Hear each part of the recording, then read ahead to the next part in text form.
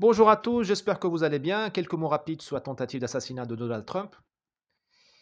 Un miracle, nous avons assisté à un miracle ce samedi et qui force la foi, sinon la croyance dans une main invisible qui épargne certains et laisse désigne d'autres, on va dire, à la mort.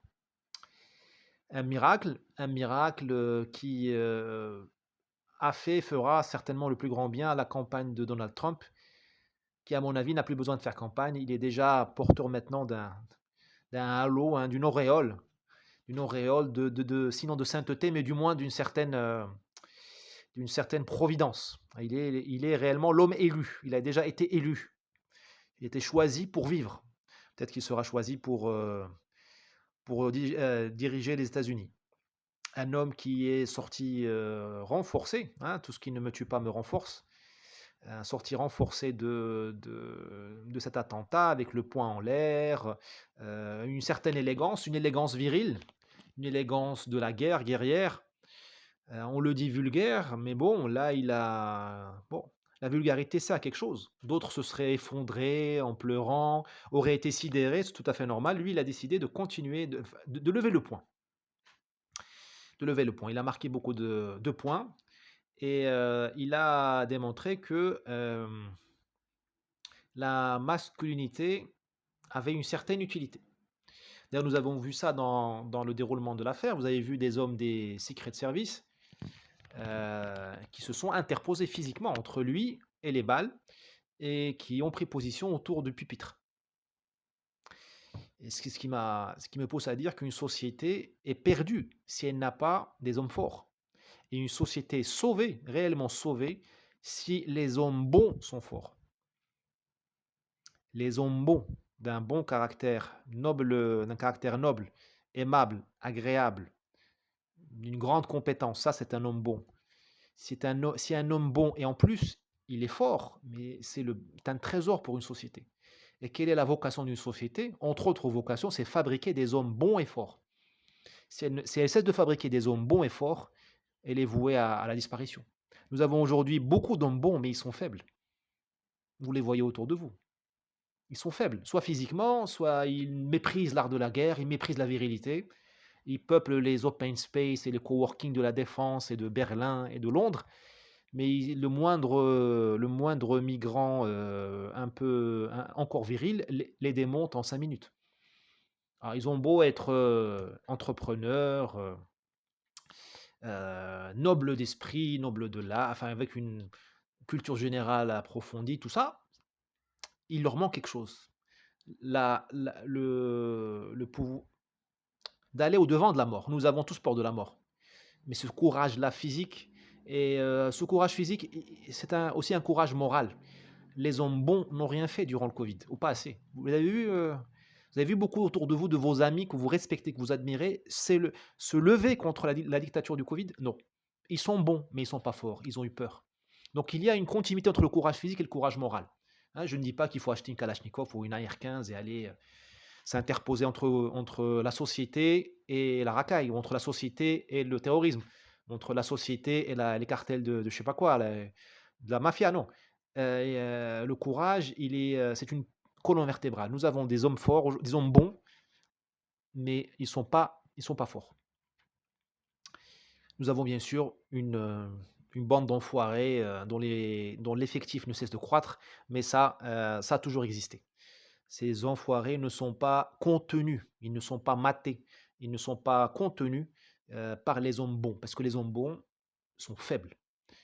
Voilà. Donc, Trump face à Biden, vous voyez deux vieillesses, deux versions de la vieillesse. Une vieillesse combative, une vieillesse déjà démantelée. Alors, je suis très gêné de commenter l'état délabrement de Monsieur Biden, parce que ça pourrait nous arriver à tous, hein, ce qui lui arrive. Donc, je ne me moque pas de lui, mais vous avez deux vieillesses différentes. On peut être vieux et commander un pays, hein. C'est pas le problème n'est pas là. On peut même être malade et commander un pays. Roosevelt avait la polio. d'autres avant lui, hein. De Gaulle était vieux, il commandait la France. C'est pas le problème. Le problème, c'est pas la vieillesse. Le problème, c'est euh, par quoi. Le problème, c'est la puissance. Puissance du discernement, puissance mentale, puissance morale et puissance hormonale, je vais dire. Enfin, vous voyez comment le type de Trump se lève, mais alors qu'on vient de lui tirer dessus. Et on peut bien sûr, hein, mettre ça sur le dos de l'adrénaline, je ne sais quoi. Il y a quand même quelque chose de symbolique là-dedans et qui enfonce, qui achève d'enfoncer la décrépitude de M. Biden. Alors, est-ce un accident, hein? Est-ce un accident? J'en doute, puisque, bien sûr, il y a toujours eu de la violence politique, hein. La Première Guerre mondiale a été déclenchée par un assassinat du même acabit à Sarajevo. Kennedy a déjà été, enfin, Kennedy, les frères Kennedy ont été tués en 61 et 68. On a tiré sur Reagan en 81 ou 83, je ne sais plus. On a assassiné Lincoln, si je ne m'abuse, dans un théâtre. Nos amis africains que je salue, un État comme le Burundi, je crois qu'il a dû assassiner, voire assassiner le tiers de ses présidents, la moitié de ses présidents ont été assassinés depuis l'indépendance. Donc, il n'y a aucune, enfin, ce qui s'est passé avec Trump s'inscrit dans la longue histoire des régicides et des crimes politiques. La politique est violente. Demandez à LFI, elle pourrait vous donner des conférences là-dessus. Elle est violente, bien sûr. Mais, ce que nous notons aujourd'hui, c'est qu'il y a une espèce d'atmosphère toxique, hein. Je m'exprime comme Sandrine Rousseau, masculinité toxique. Bah oui, je fais des efforts, moi aussi, hein, il y a une masculinité, il y a une, pardon, Sandrine sort de ce corps. Il y a une atmosphère toxique qui pousse à la haine de tout ce qui est patriote. Le procès en nazisme, hein, je vais dire, le procès, la diabolisation subie par M. Trump depuis 2016, depuis qu'il est devenu président, ou même avant, est hallucinante. N'importe quel malade mental ou n'importe quel radical a mille et une raisons, mille et un prétextes de tuer Trump ou Bolsonaro. Puisque les médias mainstream, les médias de grand chemin, le système, la parole officielle, qu'elle soit universitaire, journalistique ou même politique, rend licite l'élimination des gens dits de droite ou d'extrême droite. Rappelez-vous de Clémentine Autain, le lapsus révélateur, il faut tous les éradiquer. Hein, c'est pas moi qui l'ai dit, c'est elle. Comme elle est de gauche, tout va bien. Comme elle est de gauche, donc elle a raison. Bon, elle a retiré ses paroles, mais elle a dit une vérité. L'éradication de la parole, l'éradication de la droite est au rendez-vous, est au programme. Éradication sur les GAFAM. Elon Musk vient de révéler le deal proposé par la Commission européenne de censurer en sous-marin, de censurer de manière confidentielle, sans le révéler, certaines voix de droite, bien sûr, en contrepartie d'une immunité. Au Brésil, nous avons vu, et grâce à Elon Musk, l'ampleur de la compromission des GAFAM qui censurent au nom de la Cour suprême brésilienne, qui est largement de gauche, et qui ne l'assument même pas. C'est-à-dire qu'ils vous transforment en fantôme. Votre profil le transforme en fantôme, invisible, mais ils ne vous le disent même pas. Ils ne vous le disent même pas. Vous n'êtes même pas au courant que vous êtes puni. Et tout ça selon les ordres de la Cour suprême qui sont illégaux. Donc nous sommes déjà, la droite est déjà assassinée du point de vue de la parole politique, hein. Je ne cite même pas France Inter qui a déjà assassiné la droite. En France, ils n'ont pas besoin de tuer les leaders de droite parce qu'ils sont déjà morts, ils ne passent pas sur France Inter ni sur France Télévisions. Surtout France Inter. Donc pas la peine de les assassiner puisqu'ils sont déjà morts symboliquement. Je crois que les pharaons avaient ce supplice, le supplice de l'oubli, hein, le silence éternel. Eh bien, ce supplice, France Inter, avec l'argent du contribuable, eh bien, elle le fait subir à la droite. La droite patriote. Je ne dis pas l'extrême droite parce qu'elle n'a rien d'extrême. D'ailleurs, vous avez remarqué qu'il n'y a que l'extrême droite qui se fait casser la gueule, hein. En France, je n'ai jamais vu, pendant les 2 mois que j'ai passés en France récemment, de tractage des gens de la droite patriote. Trop dangereux. Je n'ai vu que des tractages de la part du nouveau Front populaire. Ils sont partout, en banlieue, en ville, au centre-ville, des minettes qui distribuent, tout va bien. Bien sûr, la rue leur appartient. Par contre, si tu tractes pour Zemmour ou Le Pen, c'est une opération à haut risque. J'ai beau chercher les crimes commis par les milices dites d'ultra-droite, j'en ai pas trouvé. Par contre, par les antifas et autres, Il y a eu plusieurs cas en France, notamment dans l'Isère. Madame Prisca Thévenot a été attaquée par la diversité, la diversité heureuse. Elle a été attaquée par la diversité heureuse. C'est pas par des milices d'ultra-droite à Meudon-la-Forêt, hein. Mais bon, ça n'empêche pas Monsieur Darmanin de nous dire que le principal, ou le procureur de Paris, là, ou le patron de la Cour de cassation, excusez-moi si je me trompe dans les titres, aux officiels, qui ne sont pas honorifiques, hein, n'est-ce pas, Madame Le Pen? Ça n'empêche pas le patron de la Cour de cassation de dire que le danger, c'est l'extrême droite. Bon, écoutez, hein, c'est lui l'expert, c'est pas moi. Il n'est pas de. C'est une opération à haut risque, à haut risque vital, à haut risque la mort, d'être de droite patriote, de l'assumer, de faire son coming out. Je vais encore dire une énormité, mais je m'en fiche, puisque je me fiche de ma respectabilité auprès d'une bande de fous ou de traîtres. C'est plus facile. Il est plus facile aujourd'hui d'être homosexuel que d'être de droite patriote.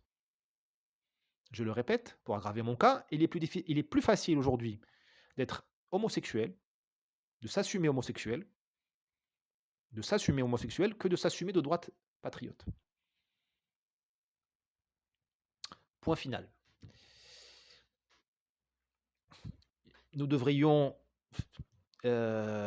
trouver normal de s'assumer homosexuel et trouver normal de s'assumer de droite patriote. Non, le stigmate a été déplacé. On l'a enlevé de la communauté LGBT. Enfin, j'aime pas le terme communauté LGBT parce que j'ai trop de respect pour les homosexuels et les lesbiennes pour les mettre dans une communauté. Ils sont d'abord français ou êtres humains. Donc, je ne vais pas les mettre dans une communauté.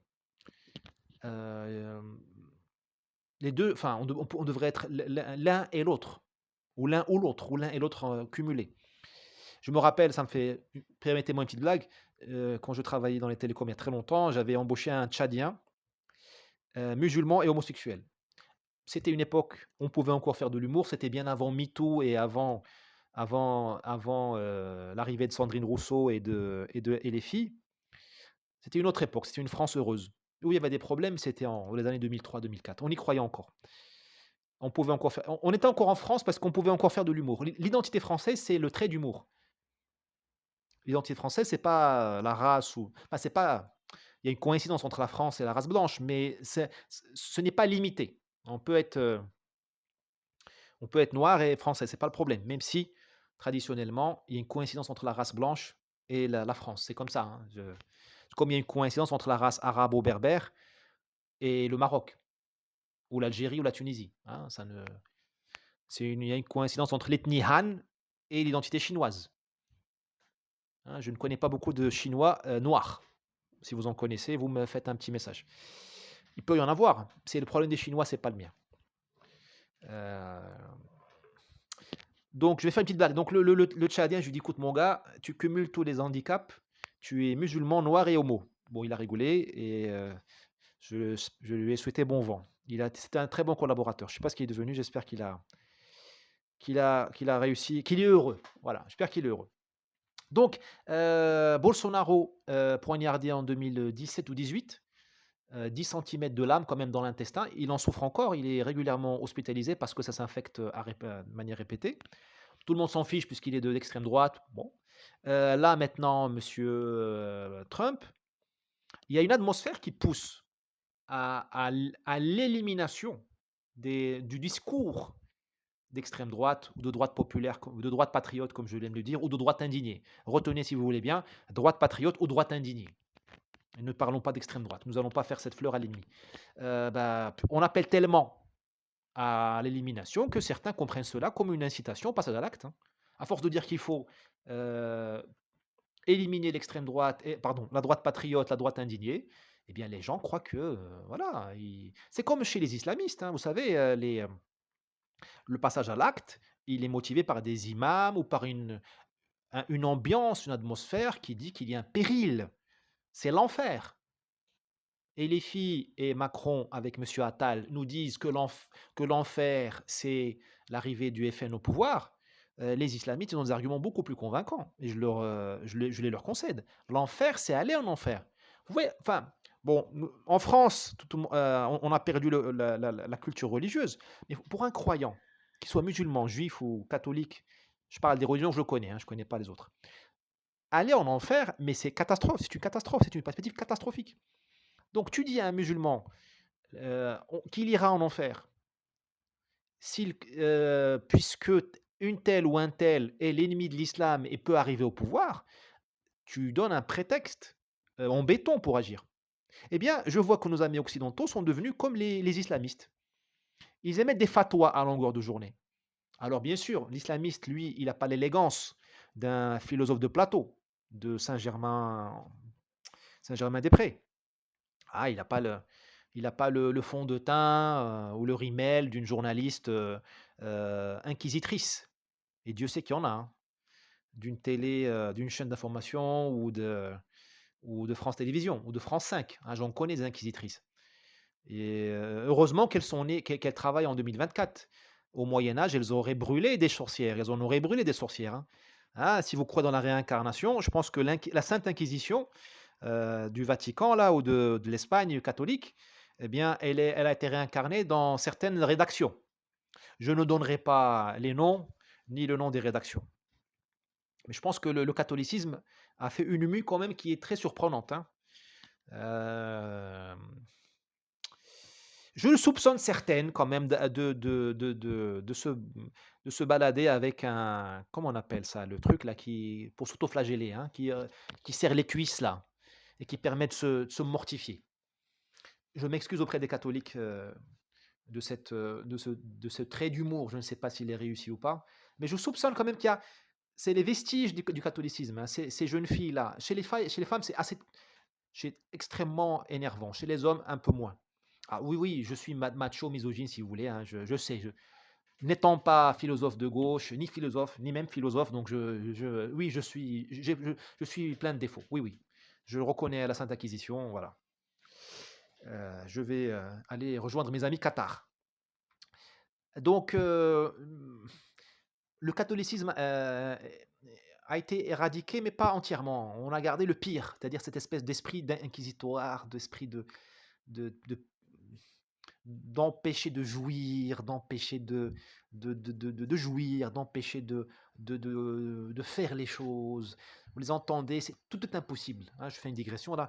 Tout est impossible, tout est impossible. On ne peut pas quitter l'Europe, on peut pas réformer l'Europe, on ne peut pas se défendre tout seul, il faut être avec l'OTAN, on ne peut pas être indépendant, on ne peut pas être à mi-chemin entre l'Ukraine et la Russie, on ne peut pas faire le nucléaire, on ne peut pas baisser les prix, on ne peut pas payer la dette, on ne peut pas réindustrialiser, on peut rien. On ne peut pas rouler en voiture dans Paris, on ne peut rien. C'est- C'était ça l'Église. Pourquoi les gens ont fait les Lumières? On va avoir un moment de vérité. Parce que le catholicisme avait un côté insupportable. Aujourd'hui, en 2024, nous le chérissons. Moi-même, le premier, je ne rate aucune occasion de rentrer dans une église. D'ailleurs, elles sont superbes. Et c'est gratuit en plus. Et c'est réfrigéré par le bon Dieu et par l'architecture, par le génie des constructeurs. Donc, je vous invite à le faire. Mais il faut voir ce que c'était au XVIIe siècle, l'église de France, ou en Italie. Faut voir ce que c'est que ou en Espagne, la pesanteur que c'est que imaginez les chroniqueuses de France 5 de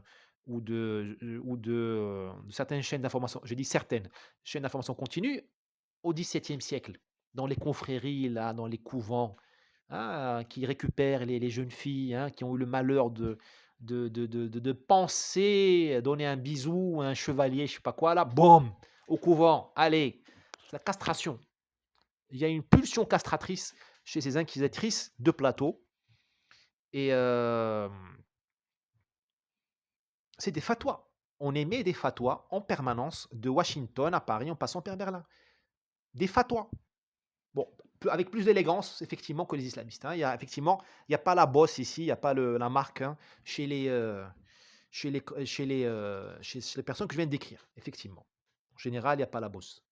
Mais ils sont tout aussi moches parce qu'il y a la laideur morale. Hein? On peut avoir la plus belle frimousse qui soit du PAF. La laideur morale, elle transperce les yeux quand même. Elle crève les yeux, quoi qu'on en dise. Elle gâche tout. Il y a des gens. Bon, on va pas. Donc, oui, il faut faire un procès au progressisme américain qui a diabolisé M. Trump. Comme on peut faire un procès au progressisme brésilien qui a fait de Bolsonaro un esprit malin sur Terre. Un démon, faut voir parce que il y a encore suffisamment de corneaux, non, disons d'égarés, ne soyons pas condescendants, d'égarés, qui croient encore à ce que dit France Télévisions ou CNN. Et donc ils croient au Globo au Brésil, donc ils croient que Bolsonaro, Trump, Zemmour et Le Pen sont des démons. Et donc un démon, bah, il faut l'éradiquer. Donc aujourd'hui, c'est normal que vous ayez des types un peu timbrés qui passent à l'acte. D'ailleurs, bon, je sais pas ce qu'on va nous dire, hein, parce qu'il est mort, le pauvre. Dieu est son âme, là, le tireur, là, mais on va peut-être nous dire qu'il était fou. Mais c'est pas une circonstance atténuante. Il faut être fou pour faire de la politique, et il faut être fou pour passer à l'acte. Enfin, d'ailleurs, nous sommes tous fous. Chacun a un degré différent de folie. Euh, J'allais faire une blague, mais je peux pas. Je peux pas. Je pense que être fou, ça fait pas. Être fou au fichier S sont deux critères importants de conditions sine qua non pour se faire élire par certains membres du NFP. Mais bon, je ne dirai pas cela. Non, non, mais non, mais non, mais non, mais non, mais non, c'est le camp du bien. Mais non, je suis détraqué. C'est moi qui suis détraqué. C'est moi qui suis détraqué. Bon, voilà, j'espère avoir été utile. On verra maintenant ce qui va se passer. Les chiens sont lâchés contre la patronne du Secret Service, la police qui s'occupe de la protection des personnalités aux États-Unis. Il paraît qu'il y a eu des gros dysfonctionnements. Je ne suis pas suffisamment qualifié pour savoir qui a eu tort, qui a eu raison, est-ce qu'ils ont bien agi. De toute façon, c'est comme en France. Soudain, je pense à M. Darmanin. Euh, la police, c'est la dernière ligne de défense. Parce que ça aurait pas été un sniper, ça aurait été un drone piégé. Qu'est-ce que tu fais contre un drone piégé? Tu vas pas mettre un AWACS au-dessus de chaque meeting de Trump. Tu vas pas mettre tu vas pas le mettre dans une cage grand format. Ça aurait pu être une grenade. Euh, il faut quand même qu'on regarde les causes radicales, les causes à la racine, les racines du mal. La racine du mal, j'en vois deux. C'est cette faitoire permanente de la gauche contre la droite. Et la deuxième chose, c'est la maladie mentale. On en parlait à l'instant. Les gens sont dérangés. Ils l'ont toujours été, on vient de le dire, mais depuis le Covid, surtout les jeunes, sont de plus en plus dérangés. Merci, monsieur. Merci à monsieur Véran, monsieur Philippe, Édouard Philippe. Hein, on n'a pas oublié. Hein, on n'a pas oublié. Madame Buzyn, monsieur Macron, on n'a pas oublié. Monsieur Darmanin, on n'a pas oublié. Un jour aura lieu le procès moral du Covid. Un jour. On n'a pas oublié. Donc, la maladie mentale est une épidémie aujourd'hui. On a détraqué les gens. Il faut travailler sur ces deux choses-là. Il faut travailler sur la police, c'est le dernier recours. On ne va pas blinder. Enfin, c'est la paresse. La paresse. La paresse, l'ultime paresse, c'est de tout transformer en une question de police. Il faut aller aux sources. Il faut aller aux sources du mal. Et pour ça, il faut travailler. Désolé de prononcer un gros mot. Et pour ça, il faut permettre aux gens de poser le diagnostic. Or, la censure est partout. Hein, si tu dis ce que tu penses vraiment, tu te fais ostraciser, blacklister, je sais pas quoi. Bon, voilà. La chute de l'Occident n'est pas un hasard, c'est un projet. C'est un projet. Parce que, très sincèrement, il n'y a aucune raison objective que l'Occident se suicide comme il est en train de le faire aujourd'hui. C'est un projet occidental. C'est pas la faute des étrangers, c'est pas la faute de la Chine ou de l'Inde ou de la Russie. L'Occident se suicide parce qu'il a renoncé à ses valeurs. Bon, allez, à bientôt. Je me restreins, je me surveille, je me mets dans une camisole de force parce que je sais que je suis l'as de la digression. Je n'ai pas dit, pardon, transgression, j'ai dit digression. Digression. Donc je me modère. Je prends des médicaments. Je plaisante. Allez, à bientôt. N'hésitez pas à partager cette vidéo et bien sûr à acheter des livres. C'est le seul moyen de m'aider. Ciao.